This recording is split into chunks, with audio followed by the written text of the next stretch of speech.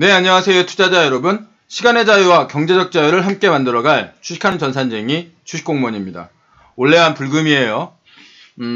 그런데 어제 미국 시장을 제가 한마디로 좀 정리를 해보겠습니다. 늘어나지 않는 고용, 늘어나는 신규 실업자 수.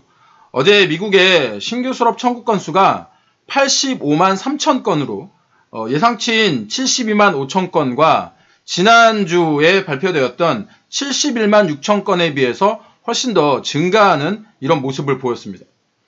바이러스 확진에 따른 경제 폐쇄가 늘어나면서 어떻게 보면 당연한 결과라고 볼 수도 있는데 예상치를 하회하는 신규 청구 건수에 시장이 약간 당황하는 모습을 보였습니다. 실제 백신에 대한 기대감은 있지만 바이러스가 바로 코앞에 다가와 있는 이런 모습들 제가 여러 번 말씀을 드렸는데요. 미국의 신규 확진자 숫자가 21만 1267명 어마어마합니다. 최근 들어서 두 번째로 큰 그런 신규 확진자 숫자를 보였고요. 또 더 안타까운 소식은 하루 사망자 수가 3,000명대로 최대를 기록하고 있다는 겁니다. 또 그 사망자 수를 예측할 수 있는 입원 환자 수도 크게 늘어나고 있는데 이런 어떤 그 두려움과 백신에 대한 기대감이 지금 상충되고 있다. 이렇게 보시면 될 것 같습니다. 신규 부양책에 대한 신규 부양책에 대한 진전도 사실 없는 상황이죠. 공화당과 민주당이 서로 팽팽하게 맞서고 있는 상황이기 때문에 증시가 이렇게 제자리를 맴돌고 있는 그런 모습을 보이고 있습니다. 다우존스 산업지수는 약보합인 마이너스 0.23%를 기록했고요. S&P 500 지수는 마이너스 0.13%, 나스닥만 이렇게 홀로 상승을 기록을 했는데 에어비앤비나 어저께 증시에 상장한 도어대시 같은 이런 기업들의 상장으로 예상외의 어떤 좋은 성과를 내고 있는 그런 모습을 보이고 있는 겁니다. 이 에어비앤비 같은 경우에 실제로 바이러스 확산에 대한 여행 억제가 기대감으로 폭발할 수 있다라고 하는 이런 기대감에 이제 주가가 어저께 폭발을 한 거죠. 에어비앤비는 어저께 자그만치 112% 올라가면서 종가상으로 144달러를 기록을 했습니다. 하지만 에어비앤비 같은 경우 이건 제 개인적인 견해인데요. 에어비앤비가 그 공유 경제이잖아요. 그런데 에어비앤비의 어떤 그 시가총액이 실제로 전통적인 여행 관련주라고 볼 수 있는 메리어트 호텔 체인이라던가 힐튼 호텔 체인이라던가 이런 대규모의 고용을 기반한 전통적인 여행 관련 업종의 시가총액을 훨씬 뛰어넘고 있습니다. 이건 플랫폼이 일반인을 사용한다는 측면에서 기술의 발전 그리고 또 고용 문제의 간극이 벌어지는 이런 모습을 보이고 있습니다. 실제로 미국에서도 가장 많은 2020년도 가장 많은 신규 고용을 창출한 곳이 이 아마존인데 그렇다고 하더라도 아마존은 일반적인 회사들보다 그 고용 인구가 매출액 대비 고용 인구가 굉장히 적습니다. 실제로 우리나라에서도 배달의 민족이라던가 아니면 쿠팡맨 등 이 플랫폼에 고용되셔서 일하시는 분들을 진짜 자주 보실 수 있는데 이들 플랫폼은 일하지 않으면 돈을 안 주죠. 그리고 서로 경쟁을 시키기 때문에 이 고용자들을 마치 알바생처럼 취급을 하는 거죠. 알바생들은 시간대 단위로 돈을 받기 때문에 주말이라던가 이럴 때 돈을 안 받잖아요. 그리고 아까도 말씀드렸지만 더 많은 어떤 그 노동을 강요하는 측면이 있다는 것은 한 번쯤 여러분들이 생각해 보실 필요가 있습니다. 하지만 이런 기업들이 아까도 말씀드린 것처럼 효율적으로 더 짜내기 때문에 앞으로 돈을 더 잘 벌 것이고 이런 기업들의 주가는 앞으로도 더 올라갈 겁니다. 그렇기 때문에 여러분들 이거 잘 생각하셔야 됩니다. 여러분들이 플랫폼 기업의 노동자가 될 것인가 아니면 플랫폼 기업의 투자자가 될 것인가? 이것 한 번쯤은 잘 생각해 보셔야겠죠. 뭐 이런 기업들 뭐 아까도 말씀드린 것처럼 관심을 가지셔야 되고, 다만 어저께 에어비앤비 말고 이제 어젯밤에는 에어비앤비가 이 상장을 했지만, 도어대시라고 우리나라로 따지면 배달의 민족 같은 회사죠. 이 회사 같은 경우에는 어저께의 상승을 좀 반납을 하는 그런 모습이 나왔습니다. 그렇기 때문에 이런 어떤 상장 기업이 좋다고 얘기를 들었다고 해서 무조건 그 기업에 올인 몰빵하시는 것 정말 안 된다고 제가 여러 번 말씀드리고 있습니다. 기술적 반등이긴 하지만 어저께 나스닥이 나홀로 상승을 하면서 홀로 상승을 만들어냈고요. 우리나라 증시 좀 살펴보면 어저께 쿼드러플 위칭데이, 즉 네마녀의 날이었는데 네마녀와 동학개미가 싸워서 동학개미가 이겼습니다. 어저께 외국인 투자자는 1조 3천억을 순매도를 하면서 옵션 선물 만기에 대응을 하는 모습을 보였지만, 개인 투자자들이 약 9천억 정도를 순매수를 했고, 기관 투자자들도 4천억을 순매수를 하면서 우리나라 코스피 시장 마이너스 0.33%로 약보합의 시장을 마무리했습니다. 오히려 코스닥은 셀트리온 형제들이 상승을 하면서 0.86% 상승을 하는 그런 모습을 보였습니다. 삼전과 하이닉스, 제가 전자닉스라고 이렇게 말씀을 드리는데, 삼성전자와 하이닉스가 어저께 필라델피아 반도체 지수의 어떤 하락, SK 하이닉스를 볼게요. 하락 때문에 한 이틀 연속 하락을 하는 그런 모습을 보이고 있습니다. 삼성전자도 마찬가지의 모습이고요. 여기 보이시는 것처럼 고점에서 약간 하락을 하고 있는 그런 모습을 보이고 있는데, 뭐 셀트리온 형제들에 대해서 요즘 저한테 질문을 많이 하세요. 이거 어떻게 해야 되냐?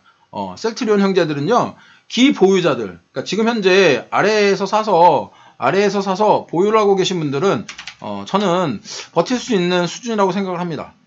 버틸 수 있는 수준이라고 생각하기 때문에 그분들은 관망. 하지만 이 위 고점 대비해서 셀트리온 같은 경우에도 지금 현재 약 마이너스 10% 구간이거든요.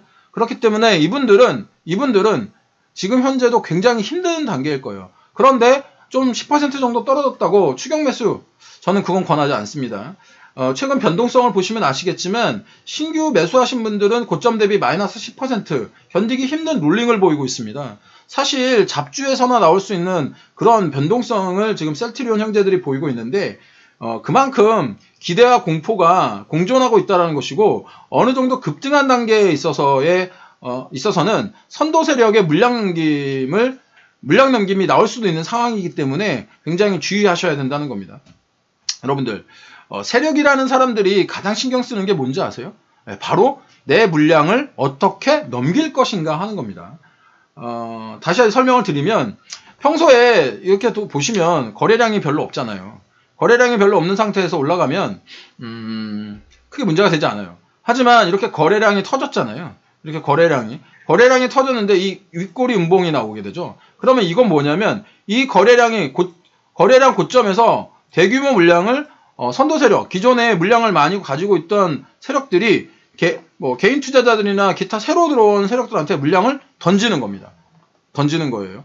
그러면 세력들 입장에서는 가장 고민이, 이거 주가가 오르긴 오르는데 내 물량을 받아줄 사람이 없으면 물량을 던지지 못하는 게 가장 신경 쓰는 것이거든요.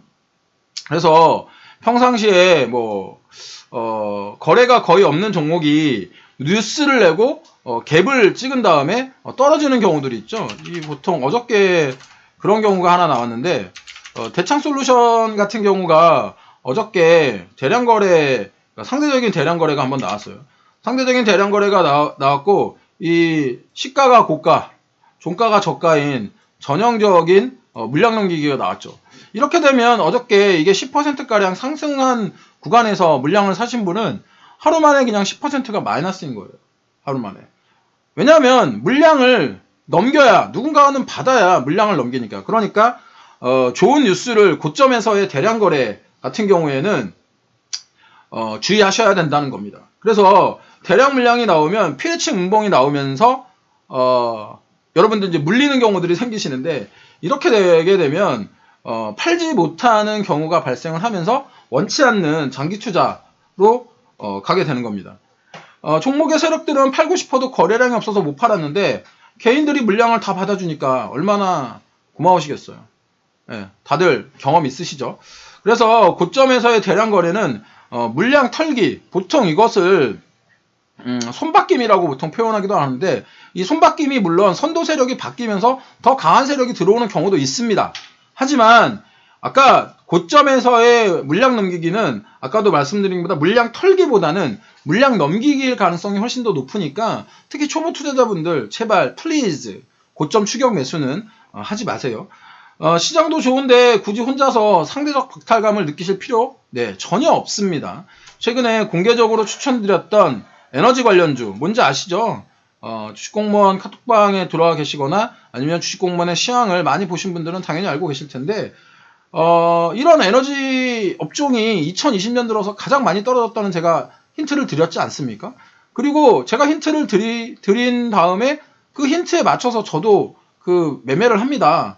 그러니까 힌트 드리고 다르게 매매하는 게 아니고 솔직하게 말씀을 드리고 있으니까, 주식공무원은 시황, 그리고 주식공무원이 드리는 힌트, 그리고 시황에서요, 어떻게 행동하라 라고까지 제가 말씀드리지 못합니다.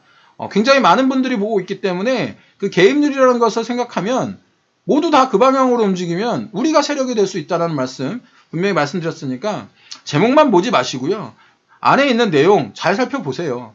안에 있는 내용 잘 살펴보시면 분명 힌트가 있습니다. 그리고 그 힌트가 잘 보이시지 않으시면요, 한 번 보지 마시고 두 번 보시고 세 번 보세요. 공부도 마찬가지 아닙니까?